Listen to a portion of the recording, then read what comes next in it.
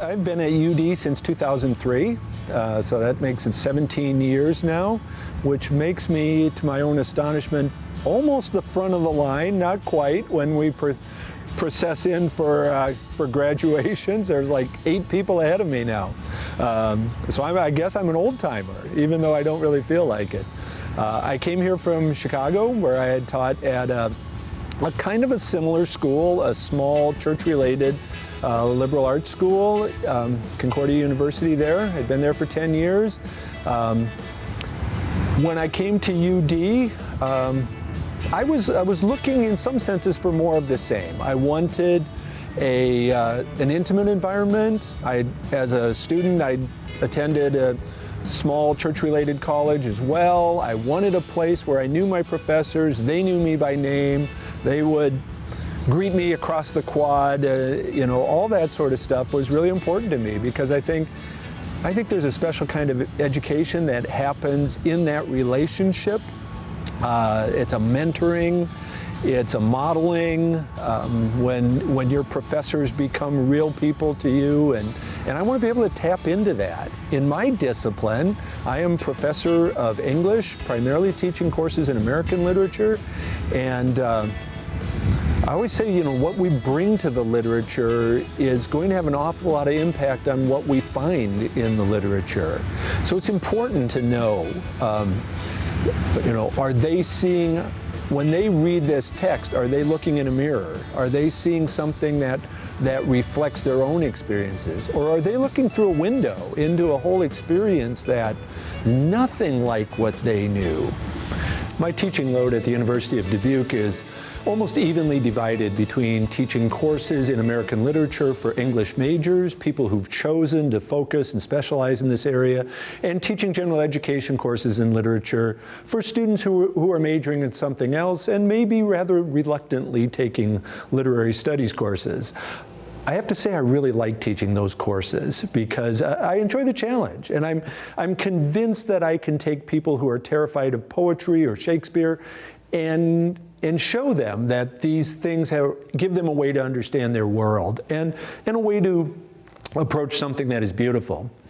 So the poem I'd like to teach today is a poem that I end up teaching at both of those levels. I often teach it to my Intro to Literature students, but I also teach it when I teach a specialized course on an area called the Harlem Renaissance. Harlem Renaissance is a movement of African American writers in Harlem in New York City between about 1918 and 1935, where they are deliberately trying to use literature as a way to change the status of African Americans in this country about 60 years after the end of slavery. This is a poem by the most famous writer from that period, a guy named Langston Hughes. It's a poem that he wrote in 1951, and it's called Theme for English B. The instructor said, "Go home and write a page tonight, and let that page come out of you. Then it will be true." I wonder if it's that simple. I am 22, colored, born in Winston-Salem. I went to college there, then Durham, then here to this college on the hill high above Harlem. I am the only colored student in my class. The steps from the hill lead down into Harlem, through a park, then I cross St. Nicholas, 8th Avenue, 7th, and I come to the Y, the Harlem Branch Y, where I take the elevator up to my room, sit down, and write this page. It's not easy to know what is true for you or me at 22, my age. But I guess I'm what I feel and see and hear. Harlem, I hear you, hear me, we too, you, me, talk on this page. I hear New York too. Me, who? Well, I like to eat, sleep, drink, and be in love. I like to work, read, learn, and understand life. I like a pipe for a Christmas present, or records, Bessie, Bop, or Bach. I guess being colored doesn't make me not like the same things other folks like who are other races. So, will my page be colored that I write? Being me, it will not be white, but it will be a part of you, instructor. You are white, yet a part of me as I am a part of you. That's American. Sometimes perhaps you don't want to be a part of me, nor do I want to be a part of you, but we are. that's true. As I learned from you, I guess you learned from me, although you're older and white and somewhat more free. This is my page for English B. All right, so how do we take a poem like this and make sense out of it? And even more than make sense out of it, make it matter. And this is a poem that I'm convinced matters a great deal right now in light of the racial turmoil in our country, in light of our heightened awareness of injustice and unfairness towards people of color. I love teaching this poem, and I think it invites us to rethink some things in important ways. So I want to talk first of all about some context for the poem, some ways of understanding it as rooted in a particular place in New York City, and then talk about two key questions that the poem asks. Me, who? And so will my page be colored that I write? So I want to show you some settings from New York City. This is a poem. I teach a class regularly during our J term, what now will be a May term, in which I take students to New York City. We read texts that explore the city, that shed light on it in some way, and then we go and experience those settings. So this is a poem that starts up at Columbia University, the college on the hill, and then takes the speaker of the poem down on his homeward journey from the college on the hill, down, as the poem says, into Harlem, through a park, then across St. Nicholas, 8th Avenue, 7th, to the Harlem Y on 135th Street. When I take students to New York City, we walk that walk. For my white students, they start out at Morningside Heights in a place that is primarily white, one of the most prestigious universities in the country, and they walk down into a neighborhood that's almost entirely black. For my black students, they have often the exact opposite experience of walking into a sea of blackness, as Langston Hughes himself called it at one time, and maybe feeling increasingly comfortable with that. And the discomfort of white students walking into it, frankly, is something I really value. I think it's an important experience for them to have. So as we start out, the college on the hill, Columbia University, Ivy League, with all that suggests to us.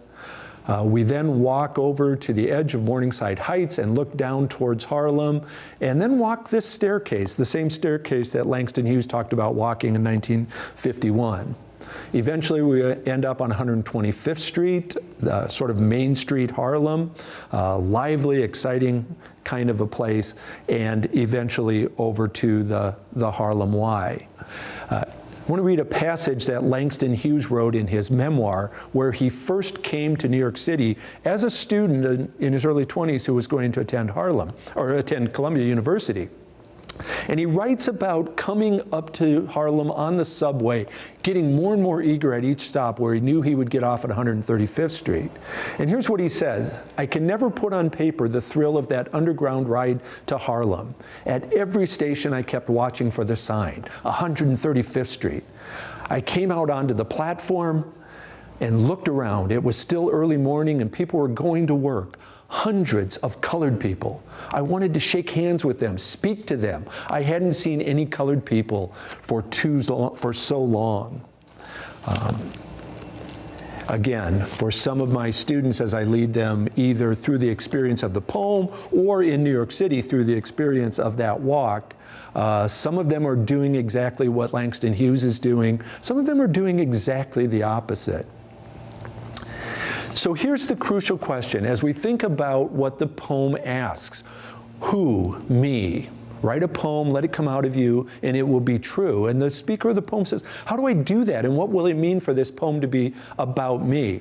So here's an exercise I love to do with students. I have them take this sentence starter, I am a, and write 10 things that are true about them. Here's my list. I'm a father, a husband, a teacher, a cyclist, a basketball player, a thinker, a reader, a child of God, an observer, a son. Then I ask students, cross out the least important 5 of them. And most of them can do that pretty easily. I cross out cyclist, basketball player, some of those things that are things I do, but not as much maybe as who I am. Pretty comfortable doing that. Then I say, cross out 2 more, and it starts to get harder. Now I have to cross out teacher and thinker. I don't really want to cross those out. Those are important to who I am. And then I say, cross out two more. And sometimes students say, I won't do it. I'm more than one thing, which is part of the point. We're all more than one thing. I end up with child of God as my one thing. But here's another part of the point as we do this. Time after time, if I've asked students to make this list and come down to the one thing that most clearly defines who they are, almost never do they say, I am black, I am white. Race is almost never the one thing people see that defines themselves. And that will lead us then into the second part of looking at this poem, where the poet says, will my page be colored that I write? And it's still interesting to come to work every day. I don't know that I think I've got maybe another 10 years to teach, and I don't see myself teaching anywhere else. I don't need to, because I get to do the things I love here. I get to meet interesting students. I get to work with great colleagues. I get to work in a gorgeous environment. And our students are just incredibly interesting. The more you get to know them, and literary studies offer that opportunity. When students are deeply engaged with literary texts, they are offering something of themselves. My classes tend to be very discussion-oriented. I don't want to just hear myself talk. I've thought about these texts already. I know everything I think about them, and I need to share that with students, but I want to hear what they say.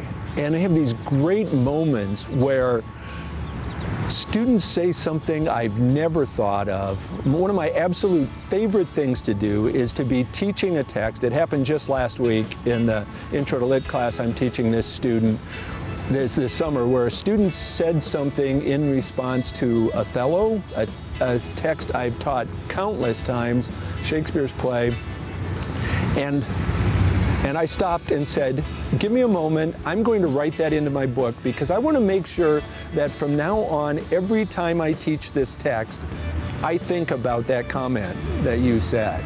And those moments where students get it at that level, where they say something that's eye-opening for me, those are wonderful. I kind of live for those moments.